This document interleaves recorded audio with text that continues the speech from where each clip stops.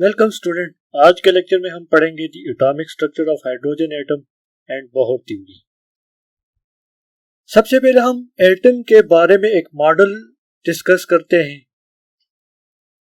Rutherford एक scientist है जिसने एक फेमस गोल्ड-फाइल्ड एक्सपेरिमेंट किया था। इस एक्सपेरिमेंट का मकसद था कि एटम के स्ट्रक्चर को जानना। इस एक्सपेरिमेंट के बाद रदरफोर्ड ने अपना मॉडल लिया। रदरफोर्ड मॉडल के मुताबिक न्यूक्लियस जो है वो दरमियान में है और इलेक्ट्रॉन उस न्यूक्लियस के अराउंड ऑर्बिट कर रहे हैं। रदरफोर्ड का ये मॉडल बिल्कुल सोलर सिस्टम की तरह था कि जिस तरह सोलर सिस्टम में सन सेंटर पे है और उसके अराउंड सारे प्लैनेट्स ऑर्बिट्स में रिवॉल्व कर रहे हैं। बिल्कुल रदरफोर्ड का मॉडल भी सोलर सिस्टम की तरह था। अगर हम रदरफोर्ड मॉडल को पिक्चराइज करें तो इसमें कुछ यूं होगा कि जो सेंटर पे न्यूक्लियस होगा और इस न्यूक्लियस से कुछ फासले पर ऑर्बिट्स होंगे और उस ऑर्बिट्स में इलेक्ट्रॉन होंगे। लेकिन रदरफोर्ड के इस मॉडल में कुछ फेलियर थे या रदरफोर्ड मॉडल कुछ चीजों को एक्सप्लेन नहीं कर पा रहा था। वो क्या चीजें थी हम उसको अब देखते हैं। अगर इलेक्ट्रॉन सर्कुलर ऑर्बिट में रिवॉल्व कर रहा है तो इसका मतलब ये है कि इलेक्ट्रॉन एक्सेलरेट होगा। चूंकि इलेक्ट्रॉन चार्ज पार्टिकल है और जब चार्ज पार्टिकल एक्सेलरेट होता है तो वो एनर्जी रेडिएट करता है। ठीक है, ये हम जानते हैं क्लासिकल फिजिक्स से कि जब चार्ज पार्टिकल एक्सेलरेट होता है तो वो एनर्जी रेडिएट करता है। अगर रदरफोर्ड के एटम मॉडल को हम देखें कि इलेक्ट्रॉन जब ऑर्बिट्स में रिवॉल्व कर रहा है तो वो जाहिर सी बात है वो फिर एनर्जी रेडिएट करेगा या एनर्जी इमिट करेगा। तो अगर इनिशियल इलेक्ट्रॉन यहाँ पे है तो जो ही ये एक सर्कल पूरा करेगा तो इस सर्कल में वो कुछ एनर्जी इमिट कर देगा तो उसकी एनर्जी कम हो जाएगी। तो इस तरह उसका जो रेडियस है वो कम हो जाएगा। इसी तरह इलेक्ट्रॉन एक साइकिल में कुछ एनर्जी रेडिएट करेगा और यूं इलेक्ट्रॉन का जो ऑर्बिट का रेडियस है वो कम हो जाएगा और एक टाइम ऐसा आ जाएगा कि वो इलेक्ट्रॉन न्यूक्लियस पे फॉल कर ले और एटम का जो स्ट्रक्चर है वो स्टेबल ना हो। ठीक है, तो रदरफोर्ड मॉडल एटम की स्टेबिलिटी को एक्सप्लेन नहीं कर पाता। तो इस मॉडल के मुताबिक इलेक्ट्रॉन इस तरह एनर्जी इमिट करके न्यूक्लियस पे आके गिर जाएगा और as a result atom stable नहीं होगा। अगर एटम स्टेबल नहीं होगा तो मैटर स्टेबल नहीं होगा। ठीक है, लेकिन हम देखते हैं कि एटम स्टेबल है और मैटर भी स्टेबल है। इट मींस कि रदरफोर्ड इलेक्ट्रॉन की इस मोशन को या इलेक्ट्रॉन की जो मोशन की वजह से जो एनर्जी इमिट होती है रदरफोर्ड इसको एक्सप्लेन नहीं कर पा रहा। दूसरी बात जो रदरफोर्ड मॉडल एक्सप्लेन नहीं कर पा रही थी वो ये थी कि जो ही इलेक्ट्रॉन रिवॉल्व करेगा और एनर्जी इमिट करेगा तो इसका मतलब ये हुआ कि इलेक्ट्रॉन की वेलोसिटी और फ्रीक्वेंसी भी कंटिन्यूस होगी तो इलेक्ट्रॉनों की वजह से जो स्पेक्ट्रम मिलेगा वो भी कंटिन्यूस होगा इस तरह से। लेकिन हम देखते हैं और लास्ट लेक्चर में हमने ये भी पढ़ा था कि एटम से जो स्पेक्ट्रम मिलता है वो लाइन स्पेक्ट्रम है, वो कंटिन्यूस स्पेक्ट्रम नहीं है। तो Rutherford atomic model line spectrum को भी एक्सप्लेन नहीं कर पा रहा। जिस तरह ये है, अगर ये हमारे पास एक बॉडी है जो इलेक्ट्रोमैग्नेटिक रेडिएशन इमिट करता है, एक सॉलिड बॉडी है, तो इस सॉलिड बॉडी की जो स्पेक्ट्रम होगी वो तो कंटिन्यूस होगी। लेकिन अगर हमारे पास गैस हो, ठीक है, तो उसका जो स्पेक्ट्रम होगा वो लाइन स्पेक्ट्रम होगा और लास्ट टाइम हमने इसके बारे में बात की थी। लेकिन रदरफोर्ड इस स्पेक्ट्रम को एक्सप्लेन नहीं कर पा रहा। रदरफोर्ड एटम के मुताबिक, एटॉमिक मॉडल के मुताबिक इलेक्ट्रॉनों का जो स्पेक्ट्रम है वो कंटिन्यूस है, लेकिन एक्सपेरिमेंट से ये हमें पता चलता है कि एटम्स से जो स्पेक्ट्रम आता है वो लाइन स्पेक्ट्रम है। तो इट मींस कि रदरफोर्ड एटॉमिक मॉडल में दो फेलियर थे, एक एटॉमिक स्टेबिलिटी और एक लाइन स्पेक्ट्रम, और ये दोनों चीजें रदरफोर्ड एटॉमिक मॉडल एक्सप्लेन नहीं कर पा रही थी। तो इसी डिफिशियंसी को दूर करने के लिए बोहर एक साइंटिस्ट है जिसने हाइड्रोजन के स्पेक्ट्रम को केयरफुली स्टडी किया और फिर अपना मॉडल दिया, और ये मॉडल बोहर एटॉमिक मॉडल के नाम से मशहूर है। बोहर एटॉमिक मॉडल की वजह से बोहर को नोबेल प्राइज मिला 1922 में। अब बोहर एटम मॉडल के जो बेसिक पोस्टुलेट्स थे वो क्या थे? First postulate is electron revolve around the nucleus in definite energy level called orbits और shell in an atom without radiating energy. पहला पोस्टुलेट ये है कि इलेक्ट्रॉन न्यूक्लियस के अबाउट खास ऑर्बिट्स में रिवॉल्व कर रहे हैं, ठीक है। दूसरा पॉइंट ये था कि as long as an electron remains in the shell it never gains और लॉसेस एनर्जी। दूसरा पोस्टुलेट ये था कि जब इलेक्ट्रॉन एक ही ऑर्बिट में रिवॉल्व कर रहा है तो इलेक्ट्रॉन ना तो एनर्जी गेन करेगा और ना ही लॉस करेगा। दूसरे लफ्जों में इलेक्ट्रॉन ना एनर्जी एब्जॉर्ब करेगा और ना ही एनर्जी इमिट करेगा। तो ये बोहर मॉडल के मुताबिक जो एटम का स्ट्रक्चर होगा वो कुछ यूं होगा कि दरमियान में न्यूक्लियस और इस न्यूक्लियस के अराउंड ऑर्बिट्स होंगे और उस ऑर्बिट्स में इलेक्ट्रॉन रिवॉल्व कर रहे हैं। लेकिन अगर इलेक्ट्रॉन किसी खास एक ऑर्बिट में होगा तो वो ना एनर्जी गेन करेगा और ना ही लॉस करेगा। अब एनर्जी गेन और लॉस का जो प्रोसेस होगा वो किस तरह होगा? The gain or loss of energy occurs within the orbit only due to jumping of electrons from one energy level to another energy level. Electron energy loss या gain करेगा सिर्फ उस वक्त जब इलेक्ट्रॉन एक एनर्जी स्टेट से या एक ऑर्बिट से दूसरे ऑर्बिट में जंप कर ले। अगर हम यहां पे देख लें, अगर इलेक्ट्रॉन इस ऑर्बिट से इस ऑर्बिट में जाएगा तो इलेक्ट्रॉन इस प्रोसेस में एनर्जी एब्जॉर्ब करेगा। मींस कि अगर ये एच म्यू फोटॉन की एनर्जी है, ये जब इलेक्ट्रॉन को मिलेगी तो इलेक्ट्रॉन अगर इस ऑर्बिट में है तो इस ऑर्बिट को इलेक्ट्रॉन ये एनर्जी एब्जॉर्ब करके इस ऑर्बिट से इलेक्ट्रॉन इस ऑर्बिट में आ जाएगा। अगर हम इसको एनर्जी लेवल डायग्राम कह लेते हैं, अगर n इज इक्वल टू 1 एक ऑर्बिट है और इसी तरह n इज इक्वल टू 2 एक दूसरा ऑर्बिट है, तो जब इलेक्ट्रॉन एनर्जी अगर इलेक्ट्रॉन इस ऑर्बिट में है और इलेक्ट्रॉन एनर्जी एब्जॉर्ब कर ले तो इलेक्ट्रॉन इस ऑर्बिट को छोड़कर इस ऑर्बिट में आ जाएगा या इस एनर्जी स्टेट में आ जाएगा। जब ये इलेक्ट्रॉन यहां से एनर्जी इमिट कर लेगा तो वो दोबारा इस ऑर्बिट से इस ऑर्बिट में आ जाएगा। तो इट मींस कि इलेक्ट्रॉन एक ही ऑर्बिट में रहते हुए ना एनर्जी लॉस करेगा और ना गेन करेगा। अगर एनर्जी गेन और लॉस का प्रोसेस होगा तो उसके लिए जरूरी है कि इलेक्ट्रॉन एक ऑर्बिट से दूसरे ऑर्बिट में ट्रांजिशन कर ले। अगर इलेक्ट्रॉन लोअर ऑर्बिट से हायर ऑर्बिट में ट्रांजिशन करेगा तो उस प्रोसेस में इलेक्ट्रॉन एनर्जी एब्जॉर्ब करेगा, और इसी तरह अगर इलेक्ट्रॉन हायर ऑर्बिट से लोअर ऑर्बिट में ट्रांजिशन करेगा तो उस प्रोसेस में एनर्जी एमिट होगा। अब जो फोर्थ पोस्टुलेट था वो ये था कि angular momentum of an electron is equal to NH2 pi. Angular momentum जो इलेक्ट्रॉन है वो H2 पाई का इंटीग्रल मल्टीपल है। अब यहाँ पे n जो है, n को हम क्वांटम नंबर कहेंगे, ठीक है। तो बोहर के इस पोस्टुलेट के मुताबिक कि वो ऑर्बिट अलाउड्स होंगे जिसके लिए इलेक्ट्रॉन का मोमेंटम NH डिवाइडेड बाय 2 पाई होगा। यहाँ पे n को हम क्वांटम नंबर कहेंगे और n की पॉसिबल वैल्यूज 1 2 3 4 होगी। मींस कि जिसके लिए ये वैल्यूज होंगी वो ऑर्बिट अलाउड होंगे। और अब अगर n इज इक्वल टू 1 है तो ये ऑर्बिट अलाउड है, n इज इक्वल टू 2 ये ऑर्बिट अलाउड है, n इज इक्वल टू 3 ये ऑर्बिट अलाउड है और n इज इक्वल टू 4 ये ऑर्बिट अलाउड है। अब जब हम n की वैल्यू इसमें पुट करेंगे तो हर ऑर्बिट में एंगुलर मोमेंटम की वैल्यू आ जाएगी। अगर n की वैल्यू 1 पुट करेंगे तो ये पहले ऑर्बिट में जो इलेक्ट्रॉन रिवॉल्व करेगा उसका एंगुलर मोमेंटम आ जाएगा।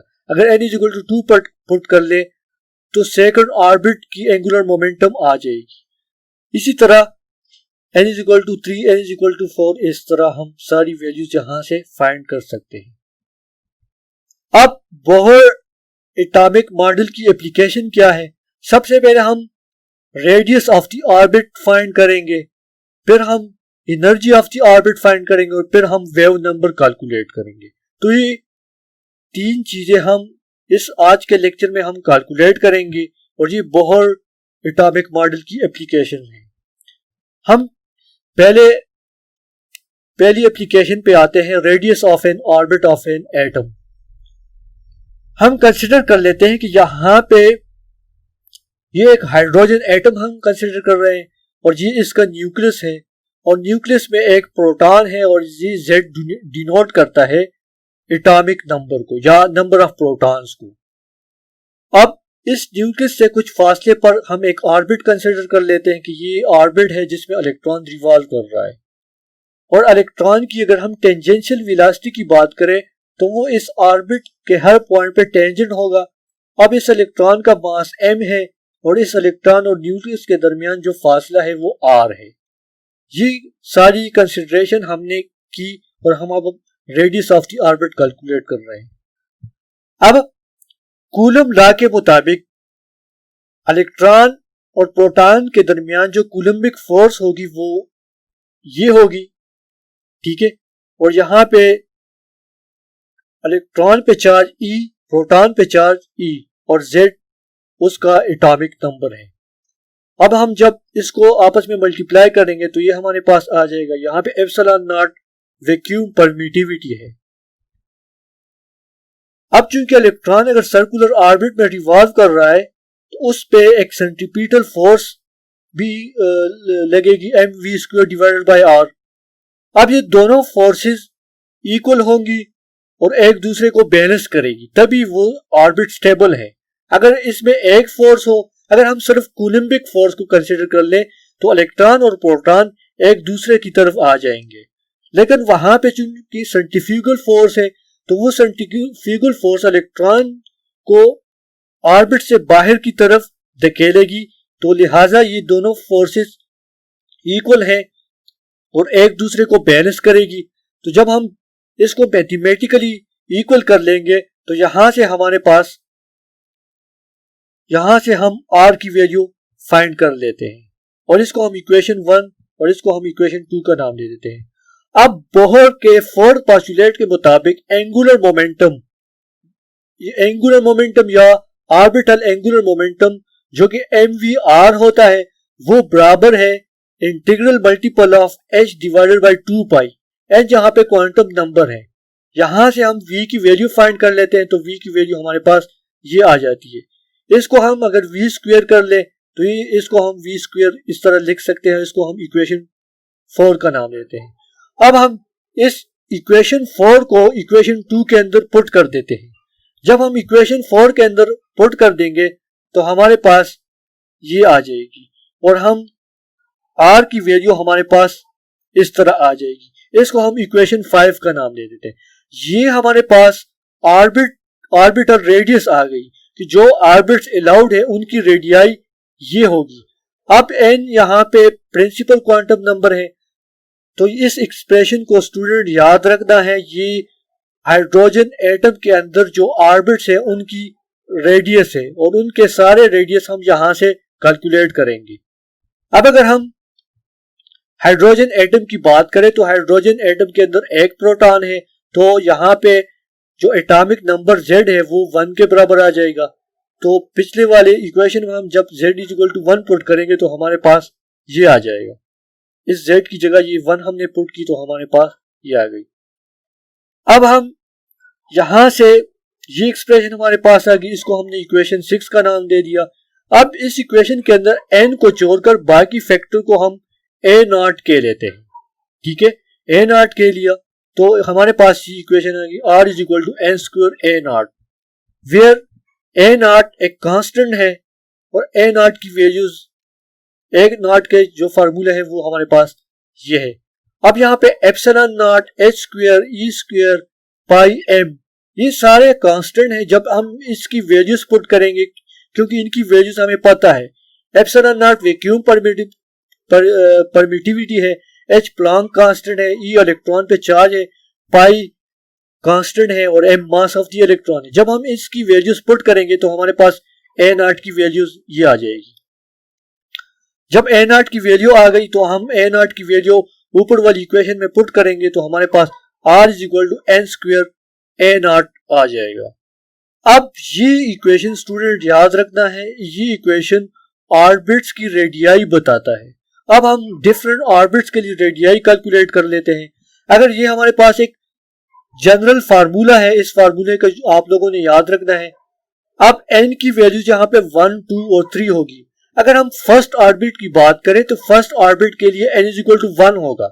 तो फर्स्ट ऑर्बिट में जब इलेक्ट्रॉन रिवॉल्व करेगा तो उस ऑर्बिट की रेडियस को हम यूं कैलकुलेट करेंगे, n की जगह 1 पुट करेंगे तो ये हमारे पास आ गई। तो फर्स्ट ऑर्बिट की जो रेडियस है वो 0.529 आर्मस्ट्रांग है। आर्मस्ट्रांग 1 आर्मस्ट्रांग बराबर होता है 10-10 मीटर के। जब हम n is equal to 2 put करेंगे तो यहाँ पे सेकंड ऑर्बिट के लिए रेडियस आ जाएगी और सेकंड ऑर्बिट के लिए रेडियस 2.11 आर्मस्ट्रांग है। इसी तरह n इज इक्वल टू 3 जब पुट करेंगे तो थर्ड ऑर्बिट के लिए रेडियस आ जाएगी और थर्ड ऑर्बिट के लिए रेडियस हमारे पास 4.75 आर्मस्ट्रांग है। इसी तरह n इज इक्वल टू 4 और n इज इक्वल टू 4 के लिए ऑर्बिट की जो रेडियस है वो आ जाएगी 8.4 आर्मस्ट्रांग। अब स्टूडेंट अब तक हमने रेडियाई कैलकुलेट की और रेडियाई के लिए ये फार्मूला आप लोगों ने याद रखना है और n की वैल्यू जब आप डिफरेंट पुट करेंगे तो आपके पास डिफरेंट ऑर्बिट्स के लिए उनकी रेडियाई आएंगी। अब हम आगे एनर्जी कैलकुलेट करते हैं कि अगर इलेक्ट्रॉन एक खास ऑर्बिट में है तो उस खास ऑर्बिट में इलेक्ट्रॉन की एनर्जी क्या होगी। अब हम जानते हैं कि जब इलेक्ट्रॉन हाइड्रोजन एटम के अंदर रिवॉल्व कर रहा है तो उसके पास दो किस्म की एनर्जीज है, एक है काइनेटिक एनर्जी और दूसरी है पोटेंशियल एनर्जी। तो टोटल एनर्जी हमारे पास बराबर होगी kinetic energy plus potential energy. Kinetic energy को हम यूं लिख सकते हैं हाफ mv² और पोटेंशियल एनर्जी को हम -ze² 4πε0r। और ये जो फैक्टर है पोटेंशियल एनर्जी का ये आप लोगों ने अपने FSC क्लासेस या इलेक्ट्रिसिटी एंड मैग्नेटिज्म वाली कोर्स में पढ़ा होगा। अब यहाँ पे हमने इस प्लस को माइनस से मल्टीप्लाई किया तो हमारे पास ये आया। अब पिछले इक्वेशन 1 के अंदर अगर हम देखें तो वहां पे mv² है, तो mv² की वैल्यू हम यहाँ पे पुट कर देते हैं। यहाँ mv² की जो वैल्यू है इसको हम इक्वेशन 7 के अंदर पुट कर देते हैं तो हमारे पास ये आ जाएगा और हम इस एक्सप्रेशन तक पहुंच जाएंगे। तो ये हमारे पास टोटल एनर्जी है। इसको हम इक्वेशन 8 का नाम देते हैं। कुछ टाइम पहले हमने R की वैल्यू फाइंड की थी।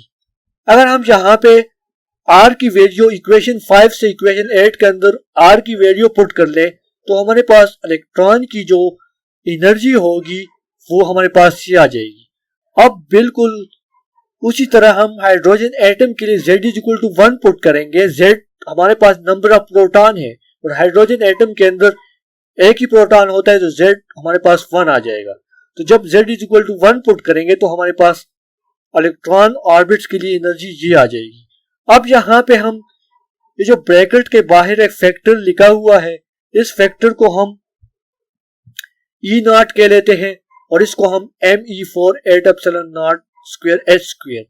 और ये me इनकी वैल्यूज हमें पता है। जब हम ये वैल्यूज पुट करेंगे तो हमारे पास ये -13.6 इलेक्ट्रॉन वोल्ट के बराबर आ जाएगा। स्टूडेंट यहाँ पे इलेक्ट्रॉन वोल्ट जो है ये एनर्जी की यूनिट है और यहाँ पे आप लोगों ने इलेक्ट्रॉन वोल्ट और जूल के दरमियान वो रिलेशनशिप देखना है कि उनमें क्या रिलेशनशिप है। जब हम ये फैक्टर पिछले वाली इक्वेशन में पुट करेंगे तो हमारे पास En बराबर आ जाएगी -13.6 electron volt divided by n²। Student ये फार्मूला भी आप लोगों ने यहाँ पे याद रखना है क्योंकि ये फार्मूला जो ऑर्बिट्स की एनर्जी है वो यहाँ से हमारे पास आएगी। अब यहाँ पे जब हम n is equal to 1, 2, 3 put करेंगे तो हमारे पास डिफरेंट ऑर्बिट्स की एनर्जी आ जाएगी। अब अगर हम n is equal to 1 put करेंगे इस फार्मूले के अंदर तो यहाँ पे जो सबस्क्रिप्ट है n इसकी जगह 1 आ जाएगा और यहाँ n की जगह 1 आ जाएगा। तो फर्स्ट ऑर्बिट के लिए या फर्स्ट एनर्जी स्टेट के लिए हमारे पास जो एनर्जी आ जाएगी वो -13.6 इलेक्ट्रॉन वोल्ट आ जाएगी। इसी तरह जब हम n = 2 पुट करेंगे तो दूसरे ऑर्बिट के लिए जो एनर्जी आ जाएगी वो हमारे पास -3.4 इलेक्ट्रॉन वोल्ट आ जाएगी। स्टूडेंट इसी तरह n = 3 जब पुट करेंगे तो हमारे पास थर्ड ऑर्बिट के लिए एनर्जी आ जाएगी जो कि हमारे पास -1.51 इलेक्ट्रॉन वोल्ट है। इसी तरह हमारे पास n = 4 जब पुट करेंगे तो फोर्थ ऑर्बिट के लिए जो एनर्जी आ जाएगी वो हमारे पास -0.85 इलेक्ट्रॉन वोल्ट है। और अगेन मैं ये बता रहा हूं कि इलेक्ट्रॉन वोल्ट यहाँ पे एनर्जी की यूनिट है। अब एनर्जी की दूसरी यूनिट्स क्या है वो आप लोगों को पता है, जूल है। तो आप लोगों ने जूल और इलेक्ट्रॉन वोल्ट के दरमियान रिलेशनशिप देखना है कि इलेक्ट्रॉन वोल्ट और जूल के दरमियान क्या रिलेशनशिप है। यहाँ पे फर्स्ट एनर्जी लेवल जिसके लिए n = 1 है उसको हम ग्राउंड स्टेट कहते हैं और तमाम इसके अलावा जितनी भी स्टेट होंगी जिसके लिए n = 2, n = 3 और n = 4 है उसको हम एक्साइटेड स्टेट्स कहते हैं। इसको हम आगे डायग्राम से भी समझते हैं। अब अगर n = 1 है तो इसको हम ग्राउंड स्टेट कहते हैं और ये ग्राउंड स्टेट हमारे पास ये है। अच्छा, जब n = 2, n = 3 तो ये हमारे पास एक्साइटेड स्टेट्स है। E1 के लिए एनर्जी ये, E2 के लिए एनर्जी, E3 के लिए ये और E4 के लिए ये है हमारे पास। तो N1 को हम ग्राउंड स्टेट कहेंगे, N2 को, N3 को, N4 को, N5 को और सो ऑन, इसको हम एक्साइटेड स्टेट्स कहेंगे। तो ये एनर्जी लेवल डायग्राम है, इसको भी आप लोगों ने समझना है। यहाँ पे एक और बात नोट कीजिए, n = 2, n = 1 और n = 2 के दरमियान जो एनर्जी स्पेसिंग है वो ज्यादा है, लेकिन n = 3 और n = 2 के दरमियान जो एनर्जी स्पेसिंग है वो कम है। और इसी तरह जब हम हायर क्वांटम नंबर पे जाते हैं तो दो लेवल के दरमियान जो एनर्जी डिफरेंस है वो कम होती है, ठीक है। और जब हम हायर क्वांटम नंबर पे जाएंगे तो एनर्जी लेवल्स के दरमियान जो एनर्जी डिफरेंस है वो कम होती जाएंगी। अब स्टूडेंट हम इलेक्ट्रॉन, जिस तरह हमने बात की थी, इलेक्ट्रॉन जब हायर एनर्जी स्टेट से लोअर एनर्जी स्टेट पे आएगा तो वो रेडिएशन इमिट करेगा या इलेक्ट्रोमैग्नेटिक वेव्स इमिट करेगा। अब उस इलेक्ट्रोमैग्नेटिक वेव्स की या रेडिएशन की या वो जो फोटोन इमिट होता है उसकी फ्रीक्वेंसी कितनी होगी, तो अब हम फ्रीक्वेंसी कैलकुलेट करते हैं। अब एनर्जी के लिए एक्सप्रेशन हमने ये कैलकुलेट की थी, ठीक है। ये अब अगर हम फर्स्ट एनर्जी लेवल की बात करें तो यहाँ पे n की जगह हम 1 लिखेंगे, एनर्जी ऑफ फर्स्ट ऑर्बिट, ठीक है। तो वो हमारे पास ये आ जाएगी। और यहाँ पे हम n1 को कहते हैं कि n1 हमारे पास एक इनिशियल ऑर्बिट है। इसी तरह हम एक दूसरा ऑर्बिट ले लेते हैं जिसको हम n2 के लेते हैं और इस n2 के लिए एनर्जी ऑर्बिट, हमारे एनर्जी की वैल्यू हमारे पास ये आ जाएगी, ठीक है। मतलब इस एक्सप्रेशन में n की जगह हमने n1 और n2 पुट किया, जहां पे n1 और n2 हमारे पास दो एनर्जी स्टेट है या दो मुख्तलिफ ऑर्बिट्स है। अब अगर इलेक्ट्रॉन इस एनर्जी ऑर्बिट n2 से n1 में जाएगा तो इलेक्ट्रॉन एनर्जी इमिट करेगा, तो वो एनर्जी कितनी होगी, वो इनके डिफरेंस के बराबर होगी।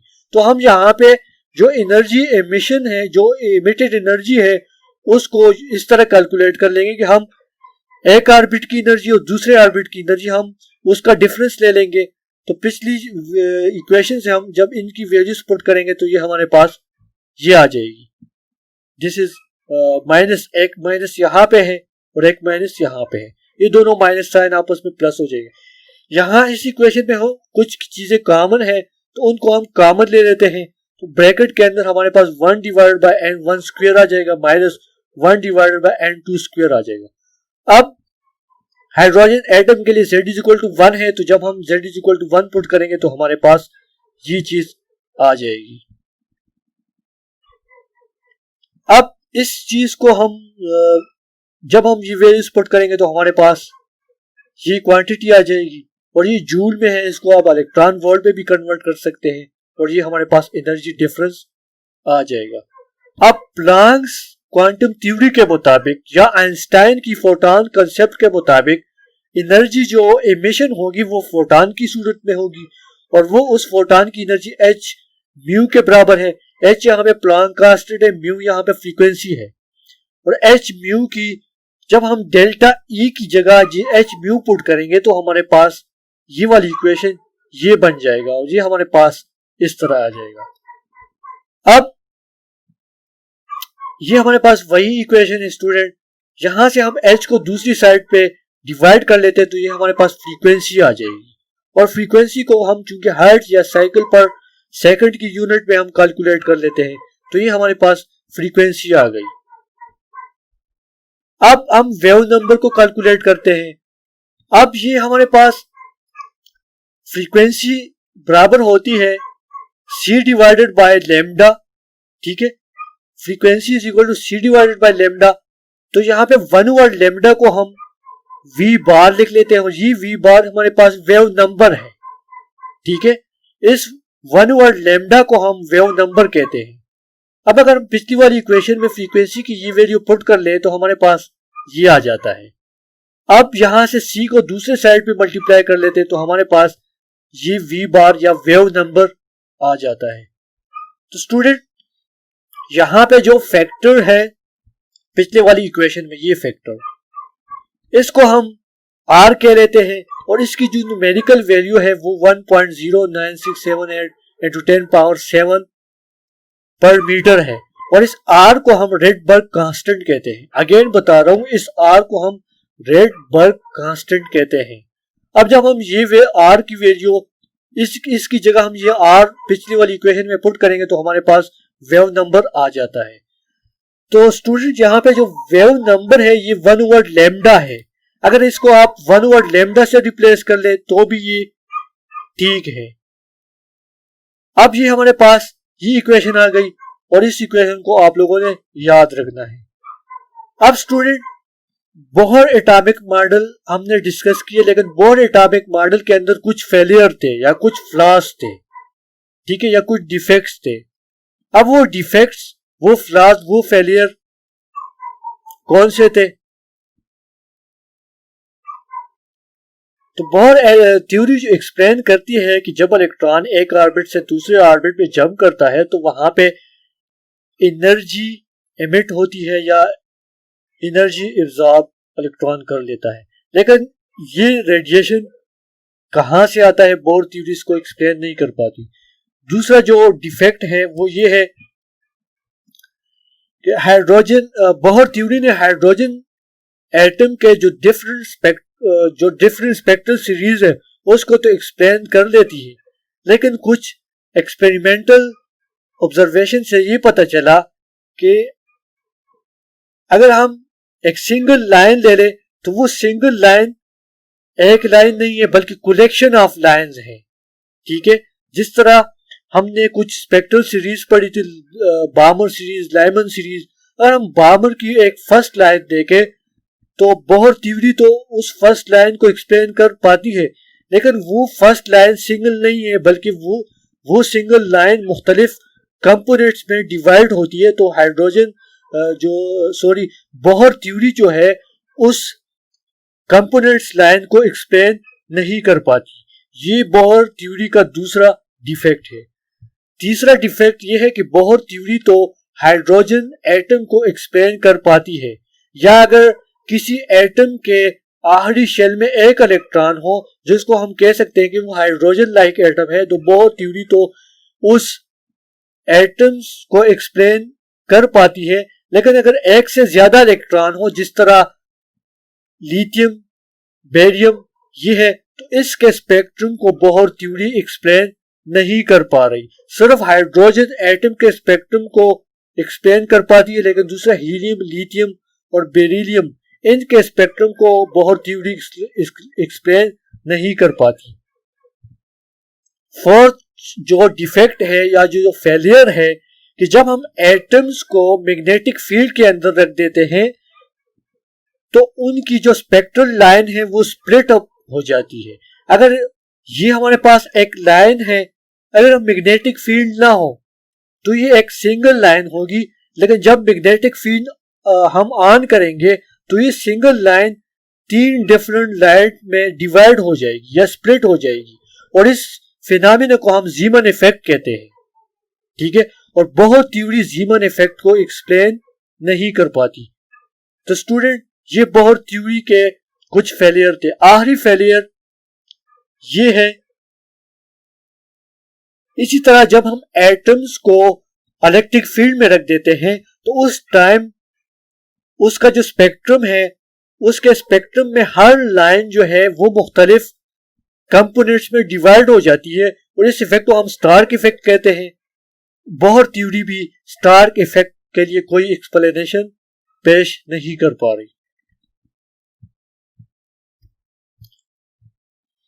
आखिरी जो फेलियर है वो ये है कि बोहर ने ये सजेस्ट किया कि इलेक्ट्रॉनों के ऑर्बिट सर्कुलर है और इलेक्ट्रॉन न्यूक्लियस से कुछ खास फासले पर रिवॉल्व कर रहे हैं। अब ये अगर हम बोहर एटम को थोड़ा सा पिक्चराइज कर ले तो ये अगर दरमियान ये सेंटर पे न्यूक्लियस है तो इसके अराउंड ये इलेक्ट्रॉन रिवॉल्व कर रहे हैं, लेकिन कुछ स्टडी से या क्वांटम फिजिक्स से ये पता चला कि इलेक्ट्रॉनों के ऑर्बिट इस तरह प्लेन या सर्कुलर ऑर्बिट नहीं है, बल्कि इलेक्ट्रॉनों के ऑर्बिट 3 डायमेंशनल में है। मींस कि ये अगर न्यूक्लियस है तो इलेक्ट्रॉन के ऑर्बिट इस तरह 3D में होगा। जिस तरह अगर मैं फुटबॉल ले लूं तो फुटबॉल के सेंटर पे न्यूक्लियस रख लूं और फुटबॉल का जो सरफेस है उस पे वो इलेक्ट्रॉन का एक 3 डायमेंशनल ऑर्बिट है। तो ये बोहर थ्योरी इस 3 डायमेंशनल ऑर्बिट को एक्सप्लेन नहीं कर पाता। इसी तरह एक और डिफेक्ट वो ये है कि इलेक्ट्रॉन न्यूक्लियस से किसी खास डिस्टेंस पे होगा, ठीक है, और किसी खास वेलोसिटी के साथ और किसी खास मोमेंटम के साथ रिवॉल्व करेगा। लेकिन ये चीज हाइजेनबर्ग अनसर्टेनिटी प्रिंसिपल के खिलाफ है, क्योंकि किसी लेक्चर में हमने हाइजेनबर्ग अनसर्टेनिटी प्रिंसिपल पढ़ा था, जिसमें हमने ये देखा था कि हम एक ही टाइम में इलेक्ट्रॉन की एग्जैक्ट पोजीशन और मोमेंटम को डिटरमिन नहीं कर सकते। मींस की पोजीशन और मोमेंटम के अंदर अनसर्टेनिटी है और हम एग्जैक्टली या हम सर्टेनिटी के साथ नहीं कह सकते कि ये इलेक्ट्रॉन की ये पोजीशन है और ये मोमेंटम है। लेकिन बोहर थ्योरी ने तो हमें ये बताया कि इलेक्ट्रॉन इस ऑर्बिट में है, इस मोमेंटम के साथ है। तो बोहर थ्योरी का जो बिग फेलियर है कि वो अनसर्टेनिटी प्रिंसिपल के साथ एग्रीमेंट में नहीं है। तो स्टूडेंट, आज के लेक्चर में हमने रदरफोर्ड एटॉमिक मॉडल से स्टार्ट किया था, फिर हमने Bohr theory, Bohr atomic model देखा, फिर बोहर एटॉमिक मॉडल की कुछ एप्लीकेशन देखी। एप्लीकेशन में हमने डिफरेंट ऑर्बिट्स के लिए रेडियस कैलकुलेट किया, फिर डिफरेंट ऑर्बिट्स के लिए हमने एनर्जी कैलकुलेट की, फिर वहां से हमने फ्रीक्वेंसी निकाली, वेव नंबर निकाला, फिर उसके बाद हमने बोहर थ्योरी के जो कुछ शॉर्टकमिंग्स थे या कुछ डिमेरिट्स थे या कुछ फेलियर थे उसको हमने डिस्कस किया। तो स्टूडेंट, आज के लेक्चर को केयरफुली देख लीजिएगा और हम इंशाल्लाह नेक्स्ट लेक्चर में मिलेंगे। Thank you.